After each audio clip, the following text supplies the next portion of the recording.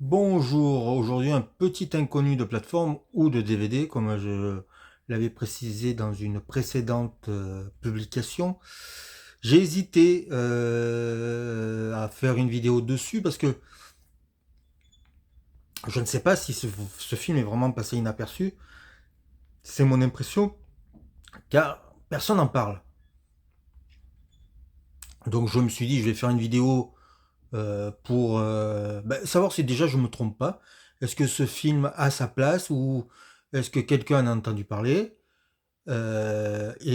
Savoir aussi si j'arrive à, à faire que quelqu'un regarde ce long métrage et l'apprécie, j'aurai gagné. C'est ma petite ambition. Alors ce film, c'est un DVD, donc c'est The Nest de Shane Durkin. Alors Shane Durkin a réalisé 3 films et une mini-série. La mini-série, je ne l'ai pas vue. Mais les 3 films, là par contre, j'ai la chance d'avoir vu ces 3 films. Alors, son premier film s'appelait, alors je veux pas me tromper, je crois que c'était Martha, Marcia, mais Marlène. Et qui racontait l'histoire d'une jeune fille qui s'était évadée d'une secte et se retrouvait chez sa sœur et comment, à cause de certaines habitudes, elle cassait le cocon familial. Comment ça a éclaté le système familial à cause de ses principes et du fait que elles ne disent pas qu'elle sortait d'une secte et que ça lui reste en tête. Donc ça donnait un film impressionnant. Ça a mis en valeur et à l'honneur une actrice qui malheureusement n'a pas eu la carrière ou les rôles qu'elle devait, c'est Elizabeth Olsen, qui malheureusement est rentrée dans les griffes de Marvel et je pense que ça lui a un peu bouffé sa carrière, me semble-t-il. Ensuite, donc, il y a The Nest, avec Jude Law et Carrie Coon.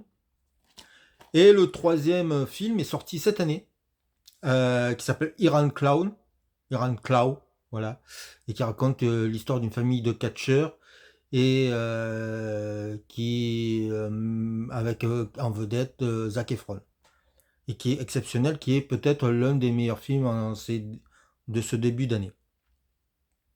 Mais je vais vous parler de The Next. Alors The Next est passé inaperçu car malheureusement, il devait sortir en octobre, si je m'abuse, 2020.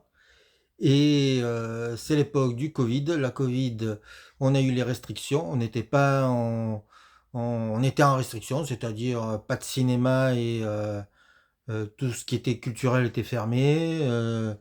Et nous, on pouvait plus sortir à partir de 17h. Donc le film n'est pas sorti et est passé directement sur Canal+, comme un DTV. Et j'ai l'impression que ça nuit à la sortie du film, c'est-à-dire que bah, du coup personne n'en a parlé et du coup le film après est sorti en DVD, il n'y a même pas de Blu-ray de The Nest, il est sorti chez M6 mais il n'y a pas de Blu-ray et pourtant c'est un film exceptionnel. Alors qu'est-ce que ça raconte? C'est l'histoire, alors on est dans le début des années 80. Rory, interprété par Jude Law, euh, a essayé, était un ancien courtier et a essayé de devenir un entrepreneur aux États-Unis. Et ça n'a pas fonctionné comme il voulait. Il sent que il a fait son temps et du coup il embarque toute sa famille américaine en Angleterre. Et là, il renoue les contacts avec son ancien patron et il va mener la grande vie. Il achète la maison la plus belle, la plus chère, la plus grande. Voilà, mais sauf qu'il n'a pas les moyens. Sa femme, jouée par Carrie Coon,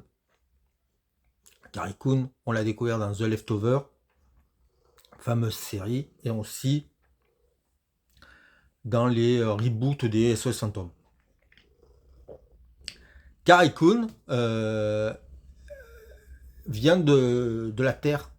Quand je parle de la Terre, c'est une terrienne. Elle aime les chevaux, et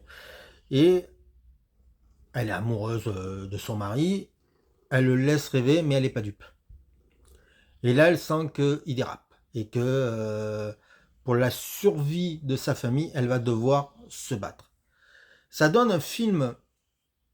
Il n'y a rien de policier, il n'y a rien de. Il y a pas de. J'allais dire, il n'y a pas de suspense. Si, il y a du suspense. C'est-à-dire jusqu'à où cette confrontation entre un mari et une femme va aller. Et euh, quel va être l'aboutissement final. Parce qu'on sent une fin inéluctable dès le début presque. Et en fait, Shane Durkin est un réalisateur qui aime surprendre. Et ça va amener vers une fin étonnante, assez belle et assez, assez radicale dans son propos. C'est réalisé comme un thriller. C'est un drame, mais réalisé comme un thriller. Il y a un suspense. Il y a des événements presque spectaculaires qui vont arriver. Alors spectaculaire, hein, il n'y a pas un type avec un fusil qui va tirer dans tout le monde et il va sauver tout le monde. Et Jude Law va sauver tout le monde. Non, c'est pas du tout ça. Mais on est quand même dans quelque chose on est dans l'ordre de l'intime, mais pas fait de manière, j'allais dire, huis clos. Il y a quelque chose de universel dans son propos et ça donne un film assez étonnant. Euh, il faut se laisser porter.